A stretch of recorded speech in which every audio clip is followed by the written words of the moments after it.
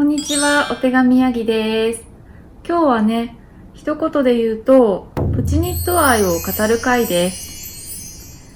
ということで、今日は3つ話題をお届けするんですが、基本全部プチニットさんのお話です。一つは、前に動画でこれから編む予定のパターンとしてご紹介していたプチニットさんのパターンでウェアを2着完成させたので、その完成報告のお話で、2つ目はこの機会にプチニットというブランドについて少し掘り下げて調べてみたので、そのお話をしようと思っているのと、最後の3つ目が購入品紹介になります。では最後まで見てくださったら嬉しいです。それでは始めます。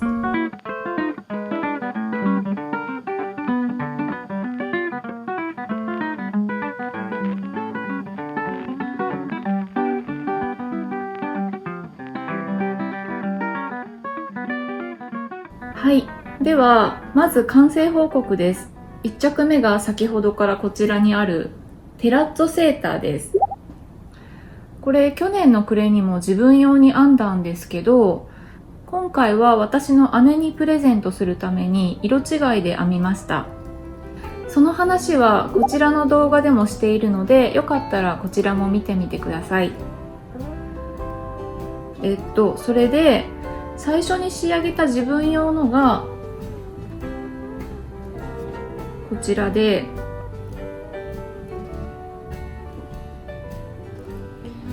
今回完成させたのがこちらです。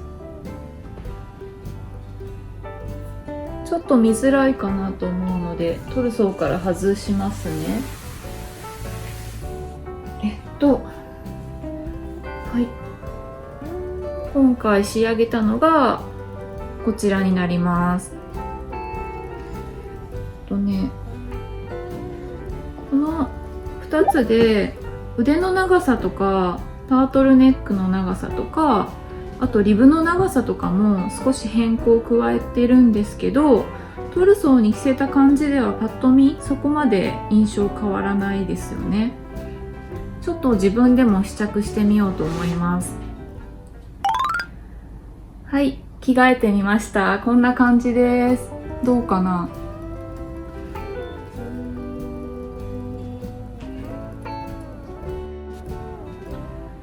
このパターンはタートルネックなので、トップダウンでひたすらぐるぐる編んでいくのかなと想像してたんですけど、ネックまでは往復編みで進む形になっていました。で、往復に編んで前後差を作るので首周りの着心地がすごくいいのと、ネックからヨークにかけて増やし目していくところが往復編みなので、コードの長さを変えずに編めて編みやすいです。あとこのアームホールのところも単純にラグラン線からこう両側に規則的に増えていくんじゃなくて、体の曲線に従ってシェーピングする感じになっていて、結構ここは作り込まれているなって感じました。それで糸は2本引き揃えの指定で、ノロヤーンのシルクガーデンソックソロとシルクモヘアとの引き揃えなんですが、自分用に編んだのも今回編んだのもメインの方の糸は指定と同じノロの糸を使ってます。自分用のこちらのがサンプルと同じピンク系の T82 番色で、姉にプレゼントする方、こっちは T81 番のこのパープル系の色で編みました。ちなみにテラッツォっていう名前は翻訳すると人工大理石っていう意味になります。これって多分指定糸のノロの編み地の感じから名付けられてる気がするんですよね。プチニットさんって基本ネーミングの由来とか詳しく書いてないので推察なんですけどね。このノロの編み地すごい綺麗で印象に残るので、私もこの編み地に一目惚れしてパターンに興味を持ったので、多分そこが一番のアピールポイントとして名付けられてる気がするんですけど、そして引き揃えのシルクモヘアはこっちはアブリルのシルクモヘアのモカという色を使っていたんですけど、これ余って編み終わって余ったやつなんですけど、こういう色味の、これアブリルのシルクモヘアのモカっていう色版のやつですね。これを使っていて、今回編んだこっちの方は羊グマちゃんの植物染めカルに参加するために自分で染めたシルクモヘアを使いました。こちらなんですが、これはログウッドという染料で染めています。初めて使う染料だったので量の加減がちょっと分かんなくて、 100g のカセに対して 15g の染料を使ってみたんですけど、使い終わった染液がまだ全然染まりそうな感じだったので、多分染料が多すぎたんだと思います。で、もったいないので使用済みの染液でもう一かせ染めてみたら、それがこんな感じの色になりました。ちなみに1回目に染めたのはこんな感じの紫です。これは明晩焙煎で染めてます。ノロの色と合いそうなのはこっちかなと思ったので、こっちを使いました。こっちは鉄焙煎で染めたんですけど、色の濃淡は違うんですけど、色味的に明晩焙煎とあんま違わない気がしてて、想定ではもっとね、鉄焙煎だとグレー味か青みが出るって思ってたので、もしかしたら鉄焙煎失敗したのかもしれないです。で、この糸がログウッドで染める前にソーラーダイにしてたやつなんですよ。で、そのソーラーダイが失敗しちゃってほとんど染まらなかったので、再利用して染めたやつなんですね。で、そのソーラーダイの時には明晩で焙煎してたので、もしかしたらその影響で今回の鉄焙煎の効果があまり発揮されてないのかなって思ったんですけど、どうなんだろう。でもまあ結果的にはこの T81 番色とすごい色味がマッチしたので、結果オーライですね。はい、そして完成報告の2着目はもう試着してますが、こちらのアンカー T です。このヨークのリブの模様が可愛いデザインです。テラッツォの名前の意味を調べたので、こっちも調べてみたんですけど、最初私アンカーって怒りのことかと思ってたんですよ。船についてる怒りですね。でも怒りの意味のアンカーは綴りが違うので、なんだろうと思って調べてみたんですけど、多分これって人の名前なのかなって思うんですよ。プチニットさんって初期の頃子供用のウェアのパターンが多いんですけど、その頃の名前の付け方って、例えばセーターとかロンパースとか、そのアイテムの前にアポストロフィー S で人名をつけて、誰々のセーターみたいな感じのネーミングになっていて、このアンカー T も辿っていくとアンカーズスーツっていうね、赤ちゃんのロンパースが、このヨークがリブの模様のシリーズの一番初めのアイテムとして登場してるんですよね。なのでこのアンカーっていうのは多分アンカーくんっていう名前の子供の名前から取っているのかなと思います。で、ネーミングの話が長くなりましたが、こちらはテラッツォと違って、この初めから輪編みでぐるぐる編んでいくトップダウンの編み方になっています。このアンカー T っていうパターンはフィンガリングくらいの細い糸を使うんですけど、細すぎて無理っていう方はちょっと太めの糸を使ってる別バージョンのアンカーズサマーシャツっていうパターンもあります。私は糸は夏糸の在庫の中からこちらのリッチモアソアエレーヌを使っていて、色は12番のブラックです。指定糸はコットンなんですけど、この糸はウールとシルクが混ざっている糸なので、風合いとか多分変わるのかなと思って、出来上がるまでどんな感じになるかちょっとドキドキだったんですけど、いい感じに仕上がったんじゃないかなと思います。で、この糸はこうストンとした落ち感が出るんですけど、コットンほどは重みが出なくてちょうどいい感じなんですよね。それでウールとシルクなので、あったかさとサラッとした感じがなんか両立している感じで、やっぱり春先と秋口にちょうどいい糸だなと改めて思いました。なんかね、私の動画ではこのリッチモアソワイレーヌの登場回数がやたらと多くて回し物みたいになってるんですけど、一応言っておくと、これはプロモーションではないです。私がこの糸をただ大好きっていうだけです。なのでしつこく登場してるんですけど、ちょうど今時期夏糸のセールになってくると、毎年湯沢屋でワゴンセールになっているのを見かけるんですよ。それが私が知ってる中では一番安いので、もし気になる方がいらっしゃったら、お近くの湯沢屋を覗いてみるとこの糸見つかるかもしれないです。はい、毛糸の宣伝みたいな話になっちゃったんですけど、このパターンについて思ったことをお話しすると、このパターンの一番の難所はこのネックのところの作り目のイタリアンキャストオンっていう作り目かなって思いました。はじめイタリアンキャストオンって聞いたことないなと思ったんですけど、調べたら日本語でいうところのゴム編みの作り目にあたります。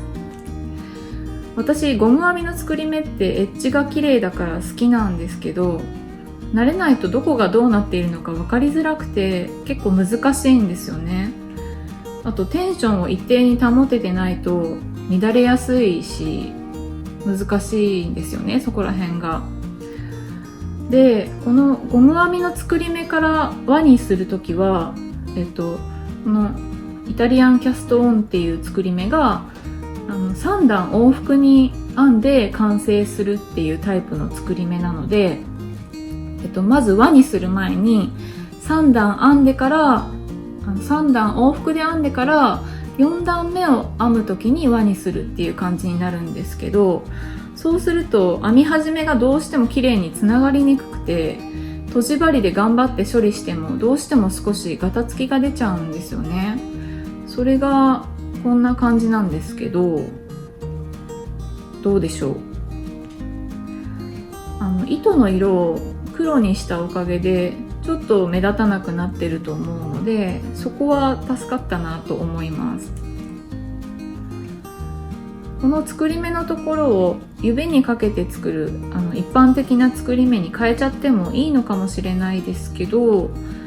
ヨークのところがずっとこうゴム編みの模様なので、そこの伸縮性とかの兼ね合いを考えると、やっぱりイタリアンキャストオンが最適解っていう気はしますね。はい、ということで2つ目の話題は、動画の最初に言っていたプチニットというブランドについてちょっと掘り下げてお話ししてみようかなと思います。プチニットのウェブサイトに About プチニットっていうブランドの成り立ちの紹介のページがあって、今回はその内容をもとに私なりにまとめたことを話してみようと思います。元のページは英語の文章なので、もしかしたら私の翻訳に間違ってる部分があるかもしれないんですが、もしお気づきの点がありましたらコメント欄で教えていただけたらと思います。それではまずブランドの歴史ですが、プチニットは2016年に立ち上げられたニットパターンのメーカーで、これまでに200以上のパターンをリリースしています。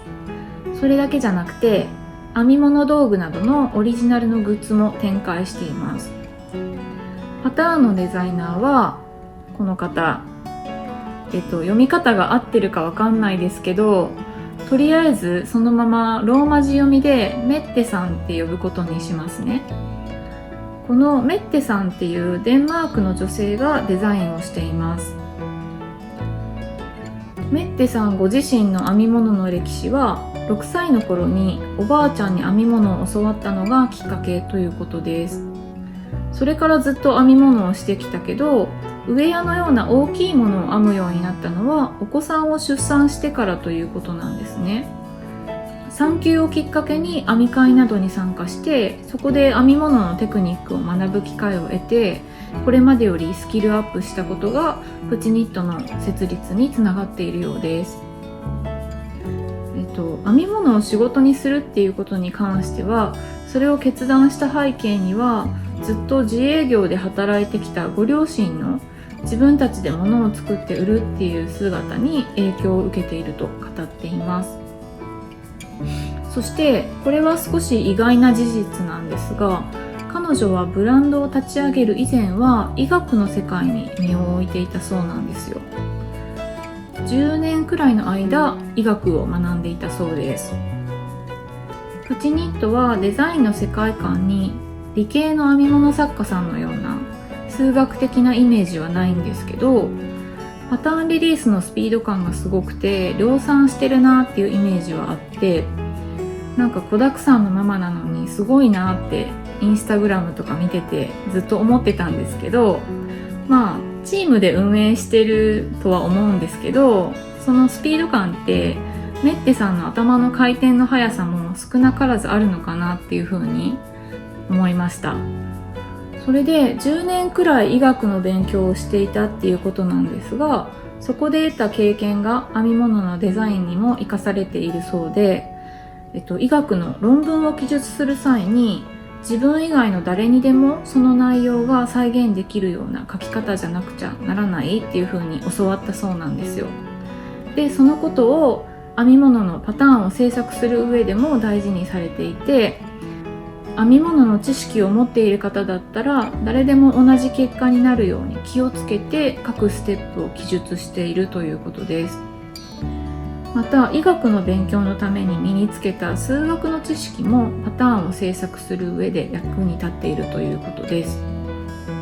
こんな風に編み物と全く違う世界の知識とかスキルとかが今の仕事に生かされているっていうことを知って、ちょっと大げさですけど、なんか生きてて無駄なことってないんだなっていう風に思いました。で、パターンを制作する上で重視していることは何ですかっていう問いに対して彼女はこんな風に語っています。私はサイズや糸の品質において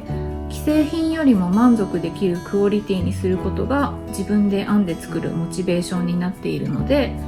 ニットパターンを制作する上で最初に考えるのは自分自身が着たいか、または使いたいと思えるかどうかっていうことと、私の家族が着ているところを見たいと思えるかどうかですっていうふうに語っています。またデザインをする際にどんなことからインスピレーションを得ていますかっていう問いにはこういうふうに答えています。インスピレーションはあらゆることから受け取れるようにいつも感覚を研ぎ澄ますようにしています。それは色であったり何かの形であったり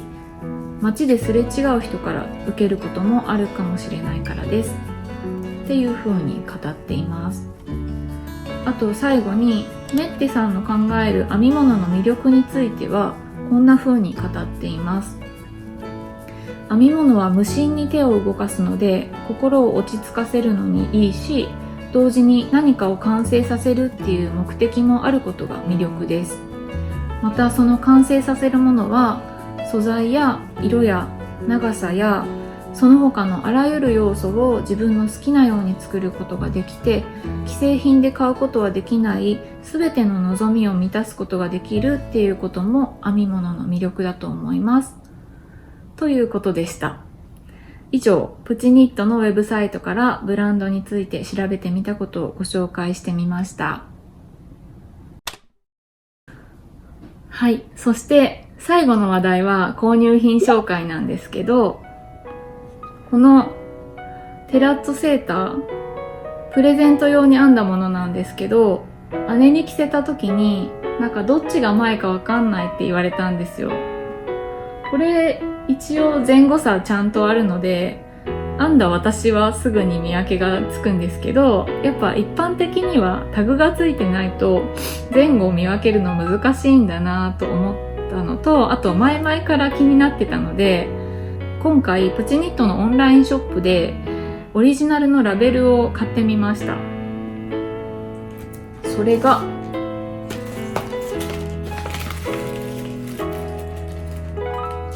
こちら。なんかいっぱい買っちゃったんですけど、こちらこんな感じでなんかいっぱい買っちゃったんですけど、5種類購入すると1種類が無料になるっていうサービスになっていて、それで今回5種類のラベルを買ってみました。でもさっき確認したら4種類しか入ってなくて、なんかどうやら1種類入れ忘れられてたみたいなんですけど、ちょっとさっきそれをね問い合わせてみて回答を待っています。デンマークから直送なので、もし送ってくれるにしても結構時間がかかるかなって思うんですけど、それでこのねラベルなんですけど、お値段どれくらいかっていうと、例えばこのタイプのやつは5枚で1セットなんですね。それが確かどんぐらいだったろう。それが確か日本円にするとだいたい600円ぐらいだったと思うんですけど、まあ普通手頃な価格かなって思うんですけど、デンマークからの送料がかかっているので、それが送料だけで購入品の合計と同じぐらいかかってるので、結果ちょっと割高かなっていうくらいのお値段になっちゃうんですけど、でも可愛いからたまにはいいですよね。で、すごいいろんな種類があってだいぶ迷ったんですけど、今回購入したのはこの革製の、多分小物とかバッグにつけるんだろうなっていう感じのこういうのと、この黒地のプチニットっていうタグの5枚セットのやつと、あとね黒地のと同じ感じなんだけど、このカラフルないろんな色のアソートの5枚セットのやつと、あとこういう多分帽子とか小さいものにつける用の小さめのタグ、これも5枚セットになってるやつと、もう一つは違うタイプのなんですけど、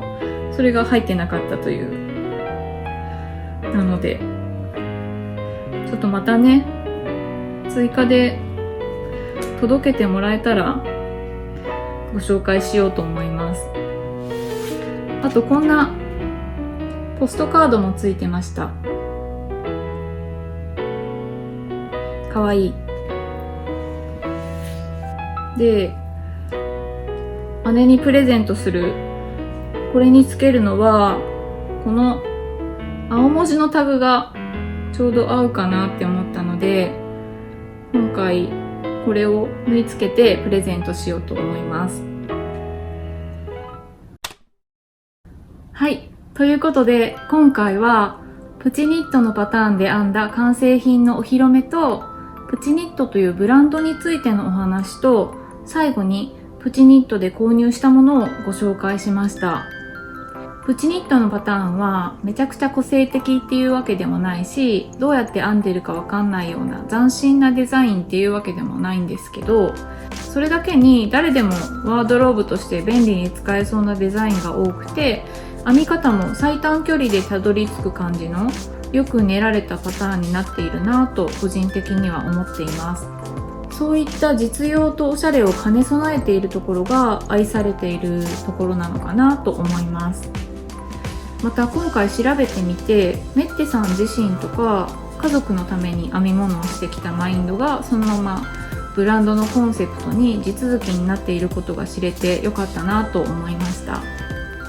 まだまだ編んでみたいプチニットさんのデザインあるので楽しみです。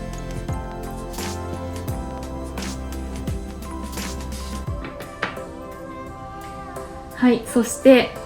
ラベルも付け終わりました。かわいい。なんか画料転生って感じじゃないですか。使い方合ってるかな？わかんないけど。